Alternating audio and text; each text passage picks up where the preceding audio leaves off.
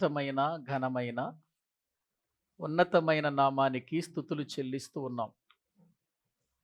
నీ మహాప్రేమను బట్టి, నీ ఉన్నతమైన కృపను బట్టి మరొకసారి నీ మందిర ఆవరణంలో, నీ సన్నిధిలో నీ పిల్లలముగా చేరి నిన్ను ఆరాధించుటకు, స్తుతించుటకు, ఘనపరచుటకు మీరు మాకు అనుగ్రహించిన ఈ మంచి అవకాశాన్ని బట్టి మీకు వందనాలు చెల్లిస్తున్నాం. నీ వాక్యము దగ్గరకు వస్తున్నాం. నీ విలువైన మాటలను మాకు బోధించి మమ్ములను బలపరచండి. నిత్య జీవము కొరకై మమ్ములను సిద్ధపరచండి. నీ పరిశుద్ధాత్మ సహాయముతో మేమందరము నడిచి నీకు మహిమ తెచ్చునట్లుగా, మహిమ కొరకు సిద్ధపడినట్లుగా సహాయము చేయమని, మీ వాక్యాన్ని బోధిస్తున్న నన్ను మీ స్వాధీనములో ఉంచుకొని మీ మాటలను మీ మాటలుగానే బోధించగలిగిన కృప అనుగ్రహించమని ప్రార్థిస్తూ, మీ కృపగలిగిన హస్తాలకు మమ్మల్ని మేము అప్పగించుకొనుచు యేసుక్రీస్తు ప్రభువు పేరిట ప్రార్థించి స్తుతించి వేడుకుంటున్నాము తండ్రి. ఆమేన్. మంచిది. ప్రభునందు ప్రియులారా, దేవుని మహా ఉన్నతమైన ప్రేమను బట్టి మరొకసారి మనమందరము కూడా ఈ రీతిగా దైవ సన్నిధానములో కూడి ప్రభుని స్తుతించటానికి, ఘనపరిచి ఆరాధించటానికి దేవుడు మనకు అనుగ్రహించిన ఈ మంచి సమయాన్ని బట్టి మనము దేవునికి ఎంతగానో కృతజ్ఞతలు చెల్లించవలసిన వారమై ఉంటున్నాం. బైబిల్ గ్రంథములో నుండి ఆదికాండము అనే మొదటి పుస్తకాన్ని గురించి మనము ధ్యానం చేస్తూ ఉన్నాం. ఆదికాండము మొదటి అధ్యాయాన్ని మనము ముగించాం. ఈ మొదటి అధ్యాయములో దేవుని పని, దేవుని కార్యాలు, లేని వాటిని ఉన్నట్టుగా చేయటం, ఆయన సృష్టి కార్యక్రమంలో జరిగినటువంటి అనేకమైన విషయాలను గురించి ధ్యానం చేశాం. ఆయన చేసిన 6 దినాల సృష్టిలో ఈ విశ్వములో ఉన్న సమస్తము ఏర్పడ్డాయి అని దేవుని మాటల ద్వారా మనము నేర్చుకున్నాం. ఆయన పని చేయటం, ఆ పని ముగించటం అనేది 2వ అధ్యాయము ప్రారంభములో మనము చూడగలుగుతున్నాము. ఒక్కసారి బైబిల్ గ్రంథము తెరచి ఆదికాండము 2వ అధ్యాయము మొదటి 3 వచనాలు మనము చదువుకుందాం. బైబిల్ గ్రంథములో నుండి ఆదికాండము 2వ అధ్యాయము మొదటి 3 వచనాలు. ఆకాశమును భూమియు వాటిలో ఉన్న సమస్త సమూహమును సంపూర్తి చేయబడెను. దేవుడు తాను చేసిన తన పని 7వ దినములోగా సంపూర్తి చేసి, తాను చేసిన తన పని అంతటి నుండి 7వ దినమున విశ్రమించెను. కాబట్టి దేవుడు ఆ 7వ దినమును ఆశీర్వదించి పరిశుద్ధపరిచెను.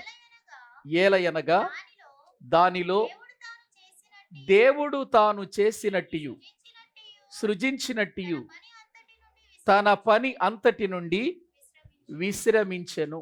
చాలండి. ప్రభునందు ప్రియులారా, దేవుని పని, ఆ పని ముగింపు మనకు ఈ అధ్యాయములో కనబడుతున్నట్లుగా మనము చదువుకున్న భాగం మనకు అర్థం చేస్తుంది. దేవుడు పని చేశాడా అంటే చేశాడు. చేసినటువంటి ఆ పని తర్వాత ఆయన విశ్రమించాడు అని వాక్యంలో మనం చదువుకున్నాం. పని ప్రారంభించాడు, పని చేయటం, ఆ తర్వాత ఆ పనిని ముగించటం అంటే సమాప్తము చేయటం, ఆ తరువాత ఆయన విశ్రమించటం అనేటువంటి ఈ మాటలు ఆధ్యాత్మికంగా కూడా మనకు పాఠాన్ని నేర్పుతున్నాయి. దేవుడు పని చేశాడు అని ఎందుకు చెబుతున్నాడు అనంటే, మీరు కూడా పని కొరకే నిర్ణయించబడ్డారు అని చెప్పటానికి. మనము కూడా దేని కొరకు నిర్ణయించబడ్డాం? పని కొరకే. ఆయన పని చేశాడు. ఆయన చేసిన పనిని కొనసాగించటానికి, పని జరిగించటానికి దేవుడు మనలను ఏర్పాటు చేసుకున్నాడు అనే విషయాన్ని మనము గుర్తించవలసిన వారమై ఉంటున్నాం. ఇక విశ్రమించిన దేవుడు ఏ పని లేకుండా అలాగే ఉండిపోయాడా అనే ఒక అనుమానం మీకు రావచ్చు. లేదండి, ఈ రోజు వరకు పని చేస్తూనే ఉన్నాడు ఆయన. బైబిల్ గ్రంథాన్ని తెరచి యోహాను సువార్తలో 5వ అధ్యాయము 17వ వచనంలో యేసుక్రీస్తు వారు చెబుతున్న మాట ఒకసారి చూడండి. యోహాను సువార్త 5వ అధ్యాయము 17వ వచనం. అయితే యేసు, నా తండ్రి ఇది వరకు పని చేయుచున్నాడు, నేను కూడా చేయుచున్నాను. యేసు ప్రభు వారు స్వయాన చెబుతున్న మాట. నా తండ్రి ఇది వరకు ఏం చేస్తున్నాడు? పని చేశాడు అని లేదు అక్కడ, పని చేయుచున్నాడు అని ఉంది. చేయుచున్నాడు అని అంటే అయిపోయిందా, జరుగుతుందా? జరుగుతుంది. పని చేస్తున్నాడు ఆయన. దేవుడు పని చేస్తున్నాడు గనుక ఆయన చేసిన సృష్టి కూడా పనిలో ఉంది. దేవుడు పని చేస్తున్నాడు గనుక ఆయన చేసిన మనుషులమైన మనము కూడా పనిలో ఉండాలి అనేది దేవుని యొక్క ఉద్దేశం. పని చేయటం, ప్రారంభించటం కాదు, పని ముగించటం చాలా గొప్ప విషయం. చాలాసార్లు పని ప్రారంభిస్తాము కానీ దాన్ని ముగించే సమయానికి వచ్చేసరికి అది కొరతగానే మిగిలిపోతుంది. కాబట్టి ఏదైనా ఒక పని మనం ప్రారంభించినప్పుడు ఆ పనికి ఏముండాలి? ముగింపు ఉంటేనే దానికి అందం, ముగింపు ఉంటేనే దాని వలన లాభం, ముగింపు ఉంటేనే దాని వలన మనకు దీవెన కలుగుతుంది అనే విషయాన్ని మీకు తెలియచేస్తున్నాను. ఒక ఇంటిని ప్రారంభించామండి. ఆ ఇంటిని ప్రారంభించినప్పుడు ఆ ఇంటిని ముగించటం వలన మనకు లాభం చేకూరుతుందా? సగంలో ఆపేసి అలాగే ఉంచటం వల్ల మనకు లాభం చేకూరుతుందా? ముగింపు వలనే, ఏదైనా ముగింపు వలనే. దేవుడు పని ప్రారంభించాడు, ముగించాడు. ఇప్పుడు దేవుడు ఇక్కడ మనకు నేర్పిస్తున్న 3 పనులు దేవుని వాక్యములో మనము చూస్తున్నాం. ఒకటి పని, రెండవది పూర్తి చేయటం, మూడవది విశ్రాంతి పొందటం. 3 మాటలు మనకు కనబడుతున్నాయి. ఒకటి పని, రెండవది ఆ పని ముగింపు లేక సంపూర్తి చేయటం, మూడవది విశ్రాంతి తీసుకోవటం మనకు నేర్పిస్తున్న పాట. దైవ గ్రంథంలో ప్రియులారా, దేవుడు చెప్పిన పని అంతా చేసినటువంటి భక్తులు మనకు ఎంతో మంది కనబడుతున్నారు. లేఖనాలలో నోవహు అనే వ్యక్తి మనందరికీ తెలుసు. ఆనాటి ప్రజలు తినుచు, త్రాగుచు, పెండ్లాడుచు, పెండ్లికి ఇయ్యబడుచు, నారు నాటుచు, ఇండ్లు కట్టుకొనుచు ఆనందపడుతున్న దినాలలో దేవుడు నోవహును పంపించి, ఇది కాదయ్యా వీళ్ళు చేయాల్సిన పని, అది భూమి మీద మాత్రము బ్రతకటానికి చేయాల్సిన పని, మరొక పని ఉంది. ఏంటంటే వీళ్ళంతా పరలోకానికి చేరాలి, వీళ్ళంతా నిత్య జీవాన్ని పొందాలి. కాబట్టి నీవు వెళ్ళి వారికి ప్రకటన చెయ్యి అని పని అప్పగించాడా లేదా? అప్పగించాడు. ఇక్కడ నోవహు 2 పనులు చేశాడు. ఒకటి దేవుడు చెప్పిన పని చేశాడు, రెండవదిగా తన పని కూడా చేశాడు. నోవహు ఒక్కడే కాదు, బైబిల్ గ్రంథములో భక్తులందరూ అలాగే ఉన్నారు. ఒకసారి చూద్దాం రండి. బైబిల్ గ్రంథములో ఆది కాండము 6వ అధ్యాయం 22వ వచనాన్ని మనము చదువుకుందాం. నోవహు అట్లు చేసెను, దేవుడు అతనికి ఆజ్ఞాపించిన ప్రకారము యావత్తు చేసెను. ఒక పాస్టర్ గారు ఈ వచనాన్ని పట్టుకొని నా దగ్గరకు వచ్చి ఇలా అన్నాడు, నోవహు అట్లే చేశాడా, ఇడ్లీ కూడా చేశాడని అడిగాడు. అక్కడ ఏముంది? అక్కడ నోవహు అట్లు చేసెను అని ఉంది. అట్లంటే ఏ అట్లు? ఏ అట్లు? ఏవండి? అంటే ఆ వచనం వరకు చదివితే మనకు అట్లాగుంటది అది. ఆ వచనం. పైన దేవుడు ఒక పని చెప్పాడు. ఆ పనికి కొలతలు చెప్పాడు. ఆ పని కొలతలు చెప్పటమే కాదు, ఆ పనికి ప్రియులారా ఏ విధముగా కార్యము చెయ్యాలో, సంపూర్తి చెయ్యాలో కూడా, ఎన్ని దినాలలో సంపూర్తి చేయాలో కూడా దేవుడు చెప్పాడు పైన. ఏంటి ఆ పని అంటే ఓడను కట్టటం. ఓడను కట్టటం పని. దాన్ని గురించి మాట్లాడుతూ నోవహు దేవుడు చెప్పినట్లు చేశాడు అని వ్రాయబడిన మాటది. అట్లు చేశాడు అంటే ఎట్లు చేశాడు? దేవుడు చెప్పినట్లు చేశాడు అని అర్థం. దేవుడు చెప్పిన యావత్తు చేశాడు అని వాక్యంలో చూస్తున్నాం. ఇప్పుడు మనం ఇక్కడ ఒక ప్రశ్న ఏంటంటే, నోవహు ఇక దేవుని పనిలో ఉండి అతడు ఓడ కట్టే పనిలోను ప్రకటించే పనిలోనే ఉన్నాడా, కుటుంబాన్ని సంరక్షించుకునే పనిలో కూడా ఉన్నాడా? అవునా? కుటుంబాన్ని పోషించుకోవాలి కదా, కుటుంబానికి కావలసిన అవసరతలు తీర్చాలి కదా. ఏవండి? నోవహు భార్య, నోవహు యొక్క 3 కొడుకులు, ప్రియులారా, ఆ తర్వాత వారి పెళ్లిళ్ళు చేయటం, కోడళ్ళు కూడా ఇంటికి రావటం, ఇదంతా కూడా అతడు కుటుంబాన్ని కట్టుకున్న విధానం మనము చూస్తున్నాం. ఒక ప్రక్కన కుటుంబాన్ని కట్టుకుంటున్నాడు, ఒక ప్రక్క కుటుంబాన్ని పోషిస్తున్నాడు, భర్తగా తన బాధ్యత వహిస్తున్నాడు నోవహు భర్తగా తన బాధ్యతను వహిస్తే, భార్యగా నోవహు భార్య తన పనిని చేయటం లేదా? ఏవండి? ఆమె కూడా తన యొక్క కుటుంబం పని చేస్తూనే ఉన్నది. ప్రియులారా, అలాగే తన పిల్లలు, తన కోడళ్ళు కూడా పని చేస్తూనే ఉన్నారు. అలా పని చేయటాన్ని బట్టే ఆ కుటుంబం గడిచింది. అదే పని అనుకుని వాళ్ళు అదే పనిలో ఉన్నారంటే, లేదండి, దేవుని పనిలో కూడా ఉన్నారు. దేవుని పనిలో కూడా ఉన్నారు.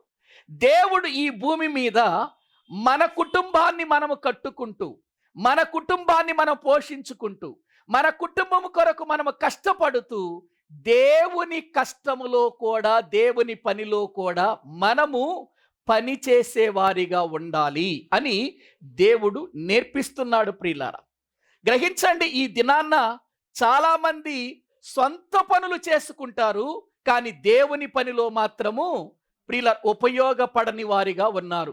అందుకే దేవుడు ప్రియులారా చాలా సంగతులలో బాధపడ్డాడు. ఆయన మనుషులను చేసినందుకు చింతించాడు, మనుషులను నిర్మించినందుకు బాధపడినట్లుగా లేఖనాల్లో మనము చూస్తున్నాం.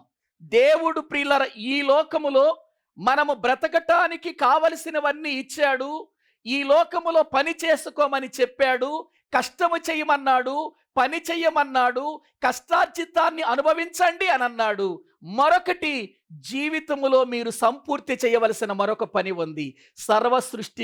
సర్వసృష్టికి వెళ్ళి సువార్తను ప్రకటించి అనేకులు నా శిష్యులుగా చెయ్యండి అని చెప్పినట్లుగా దైవ గ్రంథంలో మనము చూస్తూ ఉంటున్నాం. కాబట్టి నోవహు 2 పనులు చేశాడు, ముగించాడు, సమాప్తి చేసినట్లుగా దైవ గ్రంథంలో చూస్తున్నాం. ఇక నిర్గమాకాండంలోకి వచ్చేసరికి మనందరికీ తెలిసిన మోషే గారి గురించి మనకు తెలుసు. దేవుడు మోషేకు కూడా పని అప్పగించాడు. ఒకసారి దేవుని వాక్యములో చూద్దాం రండి. నిర్గమాకాండము 39వ అధ్యాయము 32వ వచనాన్ని మనము చదువుకుందాం.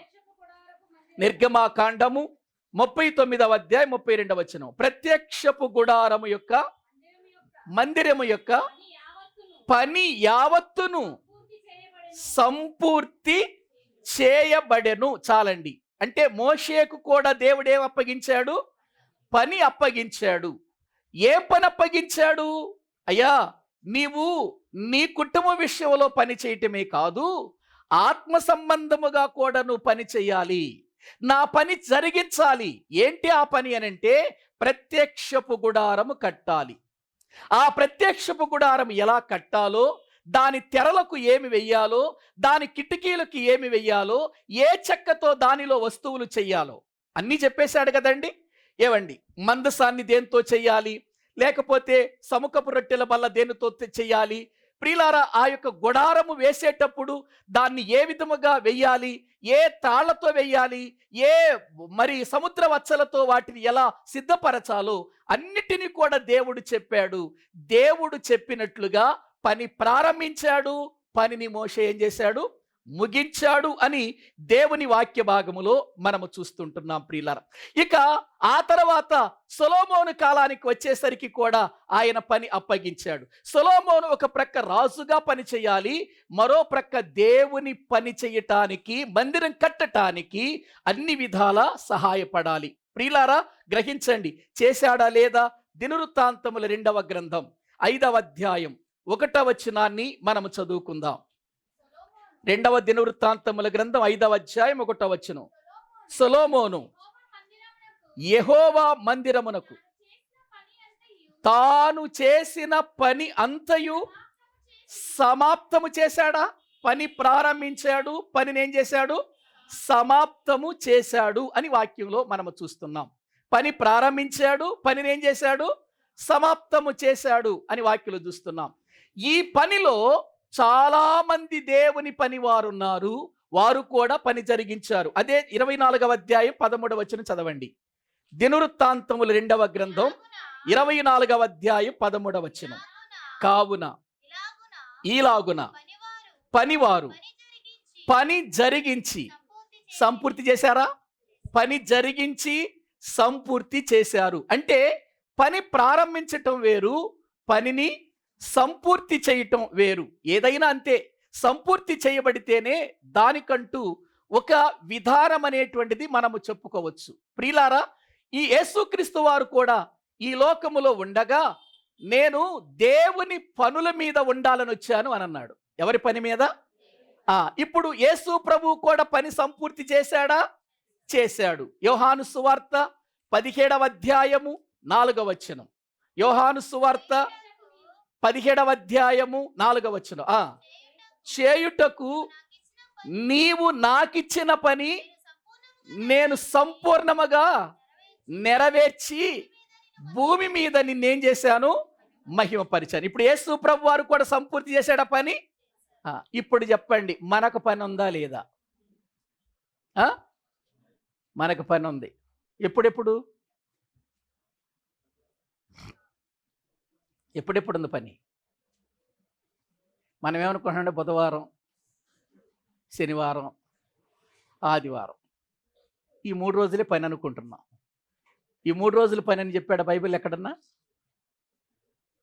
ఏమండి, ఒకసారి ఆలోచించండి. సరే, ఈ 3 రోజులే అనుకుందాం.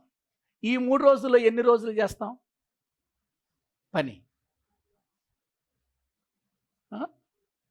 బుధవారం వస్తే శనివారం రాము, శనివారం వస్తే ఆదివారం రాము, ఆదివారం వస్తే అంటే సంపూర్తి చేయగలుగుతున్నామా పని? ఆలోచించండి. ఎప్పుడైనా ఏంటయ్యా ప్రార్థనకు రాలేదు అంటే పనుండి రాలేదండి అంటారు చాలామంది. ఏమండి, మరి ఇదేంటి? ఇది పని కాదా? అంటే దేవుని సన్నిధిలో జీవించటము, దేవుని సన్నిధిలో ప్రార్థించటం, దేవుని సన్నిధిలో ప్రకటించటం, దేవుని సన్నిధిలో పరిచర్య చేయటం పనిగా ఎంచుకోవట్లేదు. మనం అంతగా దాన్ని మనము ప్రియులారా మనసులోనికి తెచ్చుకోవటం లేదు. మనకి ఎవరి పని గొప్పదిగా కనబడుతుంది అనంటే మన పని గొప్పదిగా కనబడుతుంది. అందుకని దేవుని పని చెయ్యకపోయినా పర్వాలేదు, మన పని సంపూర్తి చేసుకుంటే చాలు అనుకుంటూ తృప్తి పడిపోతున్నాం మనం. నేను భక్తి చేస్తున్నాను అని అనుకుంటున్నాం మనం. అబ్బో, దేవుడు నన్ను గొప్పగా దీవిస్తున్నాడు అని అనుకుంటున్నాం. ప్రియులారా, ఒక్కసారి మనము ఆలోచించాలి. మన అందరి జీవితాలలో గుర్తించవలసిన విషయం ఏంటంటే, ఈ లోకములో ప్రియులారా అన్ని పనుల కంటే ఏదైనా గొప్ప పని ఉందంటే అది దేవుని పనే.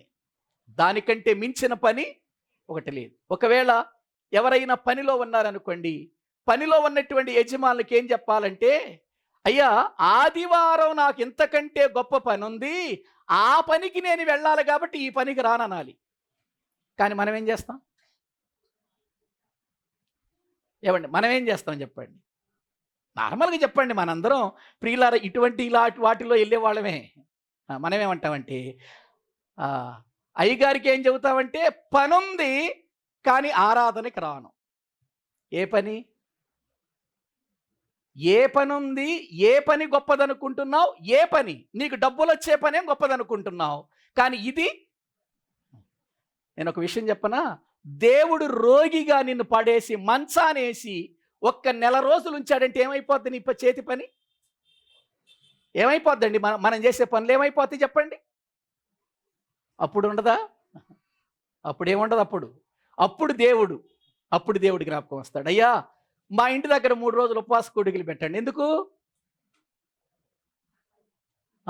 బాగాలేదు కాబట్టి. ఇప్పుడు ఎవరి పని గుర్తొచ్చింది? దేవుని పని. అంటే మనకి ప్రియులారా, మనం ఆలోచించే విషయంలో కూడా దేవుణ్ణి చాలా తక్కువగా చూస్తున్నామండి.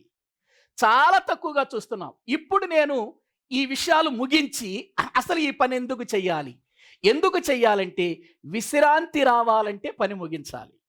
విశ్రాంతిలోనికి వెళ్ళాలంటే పని ముగించాలి. దీని గూర్చే హెబ్రీలకు రాసిన పత్రిక 4వ అధ్యాయం అంతా ఉంది, చదవండి. ఇప్పుడు రండి, హెబ్రీలకు రాసిన పత్రిక దేవుని వాక్య భాగములో నుండి ప్రియులారా మనము చదువుకుందాం. ఇదే విషయాన్ని గురించి అక్కడ రాస్తున్నాడు. హెబ్రీలకు రాసిన పత్రిక 4వ అధ్యాయము 1వ వచనము నుండి చదువుకుందాం. ఆయన యొక్క విశ్రాంతిలో ప్రవేశించుదుమను వాగ్దానము ఇంకా నిలిచియుండగా మీలో ఎవడైనను ఒకవేళ ఆ వాగ్దానము పొందకుండా తప్పిపోవునేమో అని భయము కలిగి ఉందము. వారికి ప్రకటింపబడినట్లు మనకును సువార్త ప్రకటింపబడిన గాని వారు వినిన వారితో విశ్వాసము గలవారై కలిసి ఉండలేదు గనుక విన్న వాక్యము వారికి ఏమైపోయింది? నిష్ప్రయోజనమైన దాయను కాగా. ఈ వచనం చాలా జాగ్రత్తగా ఆలోచించండి. కాగా జగత్పునాది వేయబడినప్పుడే ఆయన కార్యములన్నీ సంపూర్తి అయ్యున్నను ఈ విశ్రాంతిని గూర్చి నేను కోపముతో ప్రమాణము చేసినట్టు వారు నా విశ్రాంతిలో ప్రవేశింపరు అని ఆయన చెప్పిన మాట అనుసరించి విశ్వాసులమైన మనము ఆ విశ్రాంతిలో ప్రవేశించున్నాము. మరియు ఈ మాట బాగా అర్థం చేసుకోండి. ఇది ఆదికాండంలో చదివిన మాట. దేవుడు 7వ దినమందు తన కార్యములన్నిటినీ ముగించి విశ్రమించెను. ఎప్పుడు విశ్రాంతి? విశ్రాంతి అనగానే రెస్ట్ అనుకోకండి. విశ్రాంతి అనుకోగానే ప్రియులారా అలసట తీర్చుకోవటం అనుకోకండి. విశ్రాంతి అంటే దేవుని రాజ్యములో సంతోషముగా ఉండటం.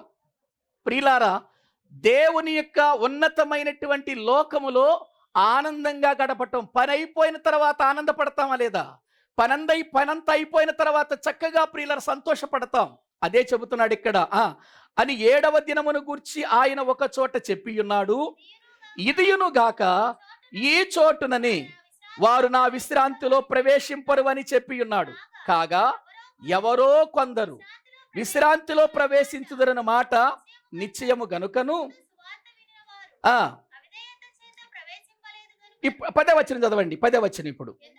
ఎందుకనగా దేవుడు తన కార్యములను ముగించి విశ్రమించిన ప్రకారము ఆయన యొక్క విశ్రాంతిలో ప్రవేశించిన వాడు కూడా తన కార్యములను ముగించి విశ్రమించాలి. బాగా అర్థమైందా ప్రియులారా? దేవుడు పని చేశాడు, ముగించాడు, విశ్రాంతిలోనికి వెళ్ళిపోయాడు. విశ్రాంతిలోనికి వెళ్ళిపోయాడంటే చాలా మంది ఏమనుకున్నారంటే నిద్రపోయాడు, రెస్ట్ తీసుకున్నాడు అని అనుకున్నారు చాలామంది. విశ్రాంతిలోనికి వెళ్ళాడంటే పని ప్రారంభించిన దేవుడు తన లోకములో ఉండిపోయాడు. అక్కడ ఇక పని చేయటానికి వచ్చాడు, పని చేశాడు, విశ్రాంతిలోనికి వెళ్ళిపోయారు. ఇప్పుడు మనం కూడా భూమి మీద పని చెయ్యాలి, పనిని ముగించాలి. అప్పుడు ఎక్కడికి వెళ్ళాలి మనం? అసలు యేసు ప్రభు వారు పిలిచినప్పుడు ఆయన పిలిచిన పిలుపేంటి? ప్రయాసపడి భారము మోసుకొనుచున్న సమస్త జనులారా నా యొద్దకు రండి, నేను మీకేమిస్తానన్నాడు? విశ్రాంతి ఇస్తానంటే ఏంటి అర్థం? నిత్య జీవం ఇస్తానని. నిత్య జీవం ఇస్తానని. ఎప్పుడిస్తాడు నిత్య జీవం? ఎప్పుడిస్తాడు? పని ప్రారంభించి ముగించాలి. ఉందా మరి ముగింపు? ప్రియులారా, ఒకసారి ఆలోచించండి. మన ముగింపు ఎంతదో మీకు అర్థం అవటానికి చెబుతాను. మనం రక్షణ పొంది 10 సంవత్సరాలు అనుకోండి. 10 సంవత్సరాలలో ఆదివారం ఆరాధన ఎన్నిసార్లు ఎగ్గొట్టాం? ఇప్పుడు పని పూర్తి అయ్యిందా, అసంపూర్తి అయ్యిందా? బాగా అర్థం చేసుకోవాలి. దేవుని మాటలంటే ఏదో వచ్చి కాసేపు కూర్చొని ఆరాధించాం, వెళ్ళిపోయాం, 4 మాటలు విన్నాం, 4 మాటలు చెప్పేశాం, 4 మాటలు ప్రార్థన చేసేసాం, ప్రభు బల్ల తీసుకుని వెళ్ళిపోయాం అని అనుకుంటున్నాం మనం. విశ్రాంతి ఒకటి ఉంది. ఆ విశ్రాంతిలోనికి మనం వెళ్ళాలి. ఆ విశ్రాంతిలోనికి ప్రవేశించాలంటే నీకప్పగించబడిన పనిని ఏం చేయాలి? భూమి మీద ముగించాలి, సంపూర్తి చేయాలి. యేసుక్రీస్తు వారు, తండ్రి నీవు నాకప్పగించిన పనిని సంపూర్తి చేశాను, భూమి మీద నిన్ను మహిమ పరిచాను. అంటే భూమి మీద మనం ఉన్నంత కాలం ఆయన పని చేస్తూ ఆయనకేం తీసుకొస్తూ ఉండాలి? మహిమ తీసుకురావాలి. ఏం చేయగలుగుతున్నాం మనం చెప్పండి? మహిమ తీసుకురాగలుగుతున్నామా? ప్రియులారా, ఆలోచించాలి. ఈ విషయాలన్నీ కూడా చాలా గొప్ప సంగతులండి. ఈ 4వ అధ్యాయం అంతా కూడా విశ్రాంతిని గురించే మాట్లాడుతున్నాడు. చాలా మంది ఒకసారి 2వ వచనం చదవండి. 2వ వచనం, వారికి ప్రకటింపబడినట్లు మనకును సువార్త ప్రకటింపబడిను, కానీ వారు వినిన వారితో, విశ్వాసము గలవారై వినిన వారితో ఏం కలిగి ఉండాలన్నాడు? కానీ వాళ్ళు ఏం చేశారు? విన్నారట.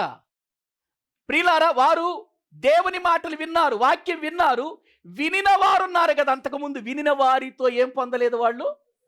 ప్రియులారా, విశ్వాసము కలిగి కలిసి ఉండలేదు. అందుచేత విన్న వాక్యం ఏమైపోయింది? ఇప్పుడు నేను చెబుతున్నాను, ఆదివారం మానేయకూడదు అన్న సంగతి మనందరికీ తెలుసా? ఆరాధనకు మనము దూరం కాకూడదు అన్న సంగతి మనకు తెలుసా?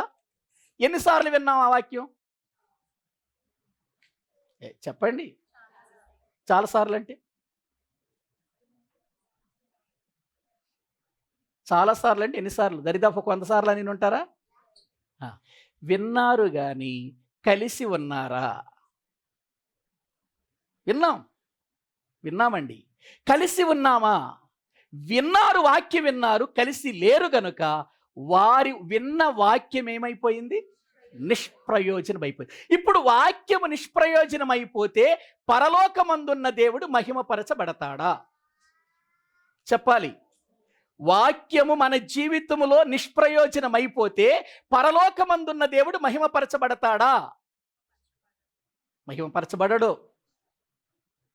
అందుకే ఆ రోజున కోపముతో మీరు నా విశ్రాంతిలో ప్రవేశించరు అని చెప్పేశాడు వాళ్ళకి. ప్రియులారా, ఎవరికి? ఇశ్రాయేలీలకి. మీరు నా విశ్రాంతిలో ప్రవేశించరు అని దేవుడు చెప్పేశాడు. వాళ్ళని మనకు మాదిరిగా చూపిస్తూ దేవుడు చూడండి, ఆయన 7వ దినమందు తన కార్యములన్నిటినీ ముగించి విశ్రాంతిలోకి వెళ్ళిపోయాడు. తన కార్యములన్నిటిని ముగించి, ఇప్పుడు చదవండి 4వ వచనం. 7వ దినమందు ముగించి విశ్రమించెను. ప్రియులారా, బాగా అర్థం చేసుకోండి. దేవుడు ప్రియులారా పని ప్రారంభించాడు, ముగించేంత వరకు ఎక్కడైనా గ్యాప్ తీసుకున్నాడా? మరి ఆయనే అంత శ్రద్ధ చూపిస్తే అల్పులము అయోగ్యులమైన మనం ఇంకెంత శ్రద్ధగా ఆయన పనిలో ఉండాలండి? బాగా ఆలోచించండి. అందుచేతనే ప్రియులారా, వారు నా విశ్రాంతిలో ప్రవేశించరు అని చెప్పాడు. 6వ వచనం చదవండి ఇప్పుడు. కాగా ఎవరో కొందరు విశ్రాంతిలో ప్రవేశించుదురన్న అనుమాట. ఎవరో కొందరేనంట. ఎక్కడికి వెళ్ళేది? ఆ కొందరిలో మనం ఉన్నామా? అది ప్రశ్న. ఎవరో కొందరే వెళతారట. ఇందాక తమ్ముడు చెప్పాడు కదా, యేసుక్రీస్తుని నమ్మామంటే పరలోకానికి వెళ్ళినట్టు కాదు, దానిని ఏం చేయాలన్నాడు? ప్రియులారా, ఆలోచించారా? ఇక్కడ దేవుని వాక్యం మనకు చెబుతుందండి, ఎవరో కొందరు అని మాట ఉందంటే ఆ కొందరిలో ఉంటేనే మనం ఎక్కడికి వెళతాం? ఆ కొందరు ఏం చేశారు? విశ్రాంతిలోనికి వెళ్ళటానికి పని చేశారు. పని చేసి ప్రియులారా పనిని ఫినిష్ చేశారు.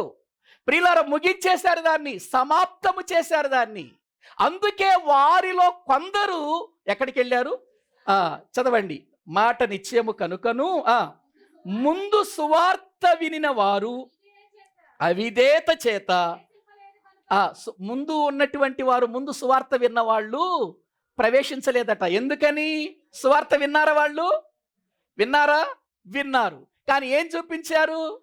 అవిధేయత అంటే వాక్యానికి ఏం కాలేదు, వాళ్ళు లోబడలేదు. అందుచేత వాళ్ళ హృదయాలు, చదవండి, నేడు మీరు ఆయన మాట వినిన ఎడల అవిధేయత వలన వారు ప్రవేశించలేదు.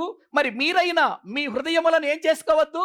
విన్న వాక్యాన్ని బట్టి కఠినం చేసుకోవద్దు. వెనక చెప్పబడిన ప్రకారము ఇంతకాలమైన తర్వాత దావీదు గ్రంథములో నేడని ఒక దినమును నిర్ణయించాడు. ఆ దినానికి మన పని ఏమవ్వాలి? ముగించాలి. నేను ఒక విషయం చెప్పనా? యేసు ప్రభు వారు 33.5 సంవత్సరాలే ఎందుకు ఈ భూమి మీద బ్రతికాడు? 50 సంవత్సరాలు ఎందుకు బ్రతకలేదు? 100 సంవత్సరాలు ఎందుకు బ్రతకలేదు? యేసుక్రీస్తు వారు ఎందుకు బ్రతకలేదంటే ఆయనకిచ్చిన పని చాలా గొప్పది ప్రియులారా, చాలా ఎక్కువ.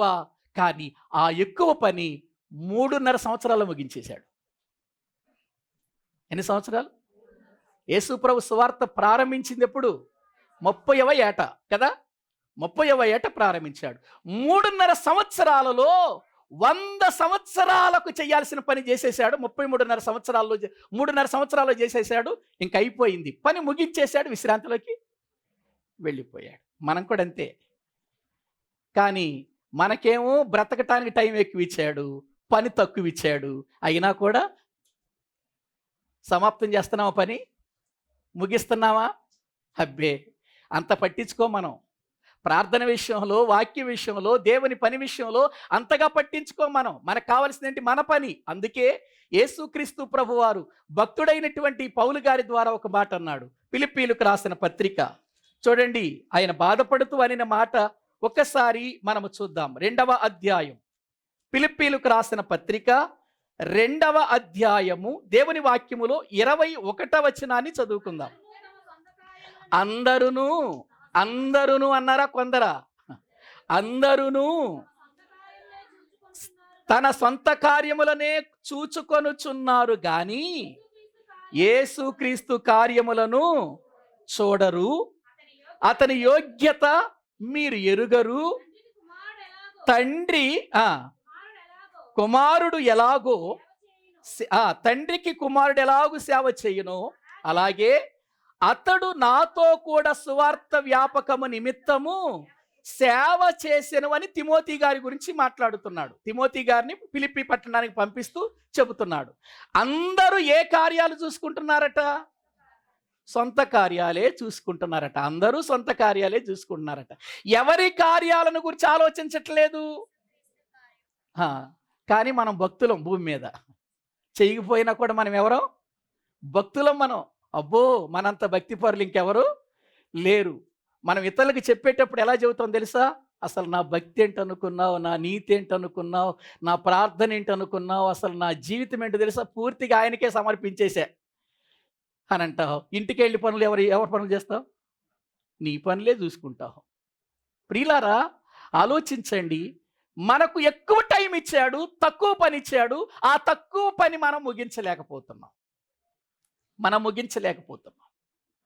అందుకే ఎందుకు దేవుడు పని చేశాడు, సంపూర్తి చేశాడు, విశ్రమించాడు అనే మాటలు రాయించాడంటే ఇది మన కొరకే. మనం కూడా తెలుసుకోవాలి. మనము కూడా పనిలో ఉన్నాం. ఆ పనిని మనం కూడా ఏం చేయాలి? సంపూర్తి చేయాలి. భూమి మీద ఉండగానే దేవునికి మహిమ తీసుకురావాలి. మన పని ముగించుకొని ప్రియులారా ఇంటికి వెళ్ళిపోవాలి. మన ఇంటికి వెళ్ళిపోవాలి. లోకానికి ఎందుకు వచ్చాం? పని కొరకు వచ్చాం. పని ముగించుకుని సాయంత్రానికి ఎక్కడికి వెళ్ళిపోవాలి?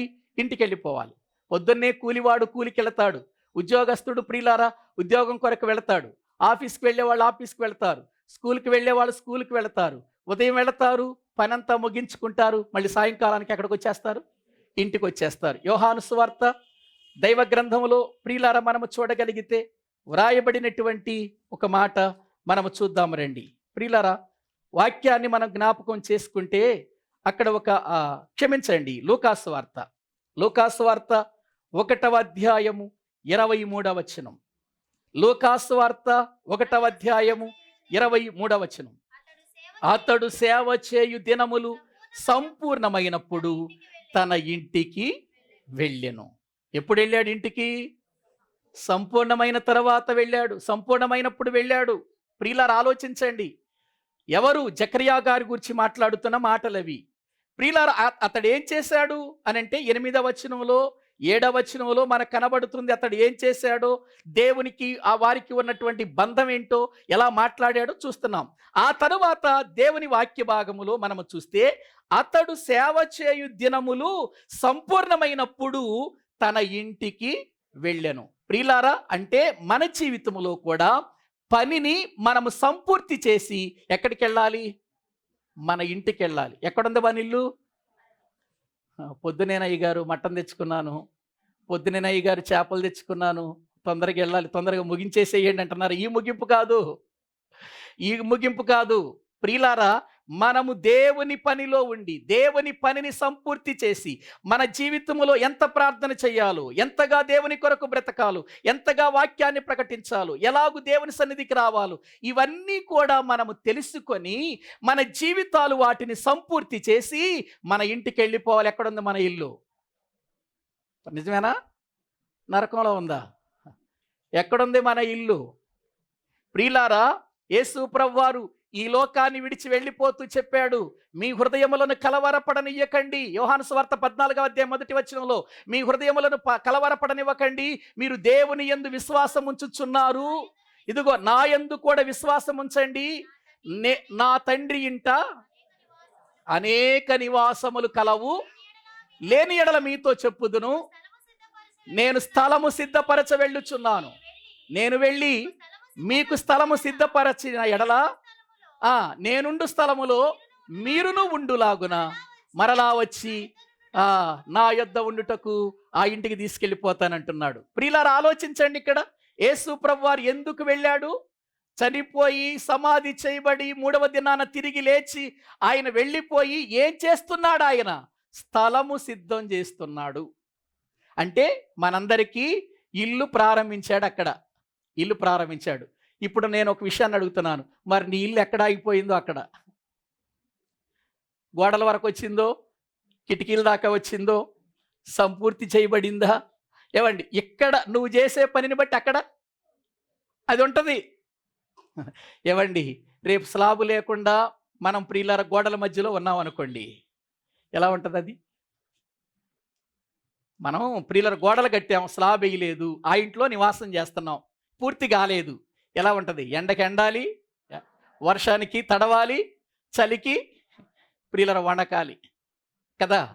పూర్తయితే బాగుంటుంది.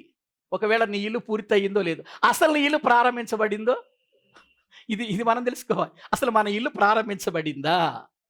ఎందుకు? మనం ఇక్కడ చేసే పనిని బట్టి అక్కడ పని ఉంటుంది, ఇక్కడ చేసే పనిని బట్టి అక్కడ. మరి ఎక్కడ ఆగిపోయింది? ప్రియులారా, ఒక్కసారి మనం ఆలోచించాలి. పునాదుల దగ్గర ఆగిపోయిందా?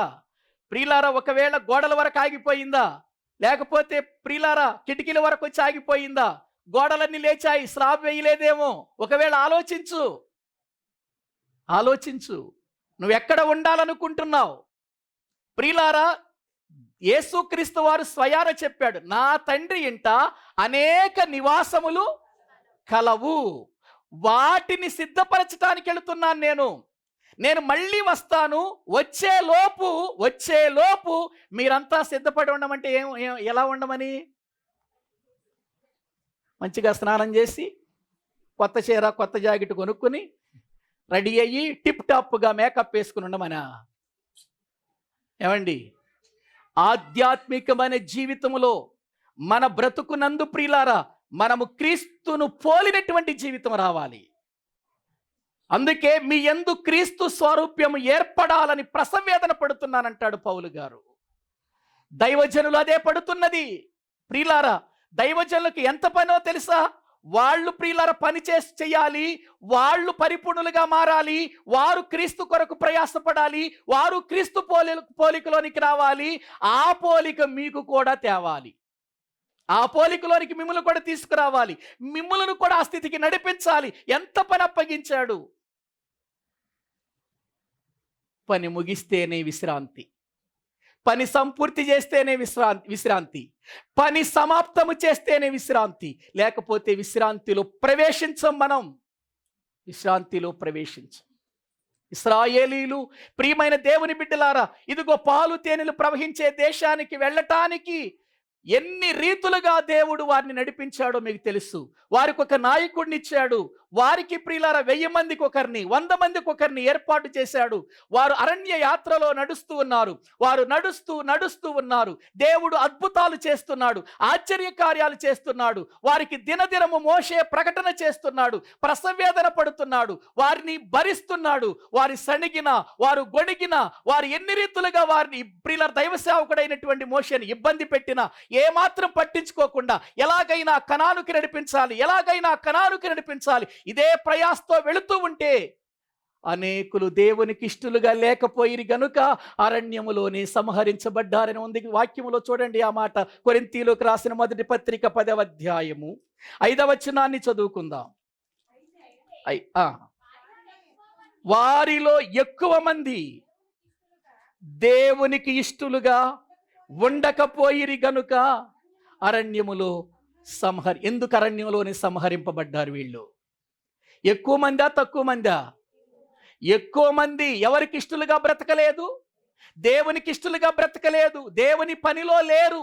అందుచేత అరణ్యములో సంహరించబడ్డారు, విశ్రాంతిలోనికి వెళ్ళలేకపోయారు. ఏవండి, కనానులోకి వెళితేనే వాళ్ళకేంటి? విశ్రాంతి. కనానులోనికి వెళ్ళటమే విశ్రాంతి. మరి కనానులోనికి ఎందుకు వెళ్లకుండా మధ్యలోనే సంహరించబడ్డారంటే వీళ్ళు పని ప్రారంభించారు కానీ పనిని ఏం చేయలేకపోయారు? సంపూర్తి చేయలేకపోయారు. కనానులోనికి వెళ్ళాలంటే కనానుకు వెళ్ళక మునిపే వీరు సంపూర్ణమైనటువంటి విధానములు బ్రతకాలి. ప్రియులారా, అందుకే దేవుడు పని చేశాడని, దేవుడు పని ముగించాడని, దేవుడు విశ్రమించాడు అని చెప్పింది. అందుకే ఆ విశ్రాంతి దినాన్ని లేక ఆ 7వ దినాన్ని దేవుడు పరిశుద్ధపరిచాడు అని ఉంది. ఉందా? దేవుడు ఆ దినాన్ని పరిశుద్ధపరిచాడని ఉందా? అదే మన జీవితములో ప్రియులారా, మనము పరిశుద్ధులుగా తీర్చబడేది అప్పుడే. పరిశుద్ధులుగా మనము ప్రియులారా ఆ విశ్రాంతిలో ప్రవేశించేటప్పుడే. అది పరిశుద్ధమైనటువంటి దానిగా చేశాడు. దీనికి సాదృశ్యంగా ఇజ్రాయేలీలకు ప్రియులారా 7వ దినాన్ని విశ్రాంతి దినంగా చేశాడు. ఆ దినాన్ని పరిశుద్ధపరిచాడు. ఆ దినమున మీరు ఏ పని చేయకూడదు. వారు ఆ దినమున దేవుని పని మాత్రమే చేయాలి, దేవుని పనిలోనే ఉండాలి అని దేవుడు ఆశించాడు. ఆ విశ్రాంతి దినం క్రొత్త నిబంధనలోనికి వచ్చేసరికి పరలోకంగా, పరిశుద్ధమైనటువంటి స్థలముగా, నిత్య జీవంగా సంఘానికి దేవుడు చెబుతున్నాడు. మరి ఈ రోజున మనం ఎలా ఉన్నాం? పనిలో ఉన్నాం, పని ప్రారంభించాం, బాగుంది. ఎంతవరకు కొనసాగిస్తున్నాం? నీకు ఇచ్చిన టైములో ప్రియులారా నువ్వు ముగించగలవా? ముగిస్తేనే మనకేముంది? విశ్రాంతి. మరి ఒకసారి ఆలోచించి మంచి నిర్ణయాలతో ముందుకు వెళదాం. ప్రభు ఈ మాటలు దీవించునుగాక. తలలు వంచండి, ప్రార్థన చేసుకుందాం. తలలు వంచండి, ప్రార్థన చేసుకుందాం. వీటి గురించి మనం ఆలోచించకపోవటం చాలా బాధాకరమైన విషయం అండి. ప్రియులారా, విశ్రాంతి అనుకుంటూ నేను పరలోకానికి వెళతాను, నా జీవితంలో నేను రక్షించబడ్డాను అని అనుకుంటున్నాం కానీ పని సంపూర్తి చేశామా అనేది మన జీవితంలో లేకపోవటం, ఆ ఆలోచన లేకపోవటం ప్రియులారా మన జీవితానికి ఎంతో నష్టాన్ని కలిగిస్తుంది. ఈ దినాన్న ఆలోచించి ఒక మంచి నిర్ణయంతో మనం ముందుకు వెళ్ళాలి. ప్రార్థన చేసుకుందాం. పరిశుద్ధుడైన తండ్రి, నీ వాక్యం ఎంత గొప్పది నాయన, నీ మాటలు ఎంత ఉన్నతమైనవి తండ్రి. అయ్యా, మీ యొక్క సన్నిధానములో ఆ రోజున ఈ సృష్టి చేసిన మీరు నాయన పని ప్రారంభించారు. 6 దినములలో ఆ యొక్క పని ముగించారు. 7వ దినమున విశ్రాంతిలోనికి వెళ్ళిపోయారు. నాయన దాన్ని పరిశుద్ధపరిచినట్లుగా మేము చూస్తూ ఉన్నాం. అదే విశ్రాంతి నాయన జీవితాన్ని ఇశ్రాయేలుకి ఇచ్చారు. వారు కూడా ప్రారంభించారు కానీ ముగించకుండా అరణ్యంలోనే రాలిపోయారయ్యా నాయనా. అదే రీతిగా సంఘములో కూడా నాయన క్రీస్తు సంఘముగా, క్రీస్తు స్వరక్తం ఇచ్చి సంపాదించిన సంఘముగా మీరు ప్రభు నాయన మాకు కూడా ఒక విశ్రాంతి ఉందని, ఆ విశ్రాంతిలోనికి ప్రవేశించటానికి మీరు మీ సొంత కార్యములను మాత్రమే చూసుకుంటున్నారు, యేసుక్రీస్తు కార్యములను చూడటం లేదు గనుక మీరు ఆ విశ్రాంతికి ప్రవేశించరనే మాట మాకు జ్ఞాపకం చేశారయ్యా. కాబట్టి జాగ్రత్త పడటానికి కృప చూపండి. నీ సన్నిధిలో బ్రతకటానికి సహాయము చేయండి. మీ కొరకు నమ్మకముగా యథార్థంగా పరిశుద్ధమైన జీవితంతో నీకు మహిమ తెచ్చేవారిగా చేయండి.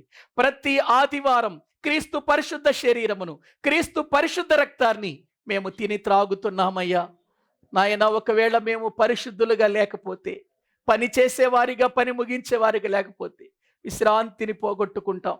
నాయన, అట్టి స్థితిలో మేము ఉండక నాయన, ప్రభు బలలో పాలు పంపులు పొందే మేము ఎల్లప్పుడూ కూడా నీ పనిలో ఉండి దాన్ని సంపూర్తి చేయటానికి తగిన సహాయము చేయండి. ఒక నోవహు ఎలా చేశాడో నాయన, ఒక హానోకు ఎలా చేశాడో నాయన, భక్తులైన వారు ఎలా చేశారో మీ వాక్యములో నుండి మేము చూసాం. అటువంటి జీవితమే మేము కూడా కలిగి ముందుకు వెళ్ళటానికి కృప చూపమని నాయన, ఈ సమయమందు మాకిచ్చిన ప్రభు శరీరమును బట్టి, రక్తమును బట్టి మీకు స్తుతులు స్తోత్రములు చెల్లిస్తూ ఈ స్తుతి ఆరాధన మా ప్రభు అయిన క్రీస్తు పేరట మాకు మేముగా నీకు సమర్పించుకుంటున్నాము తండ్రి. ఆమేన్. మన తండ్రి అయిన దేవుని ప్రేమ, ఆయన కుమారుడైన యేసు క్రీస్తు వారి యొక్క కృప, పరిశుద్ధాత్మ నిత్య సహాయము సన్నిధి కూడిన మనకును సకల పరిశుద్ధులకును సదాకాలము తోడయుండి నడిపించునుగాక. ఆమేన్. అందరికీ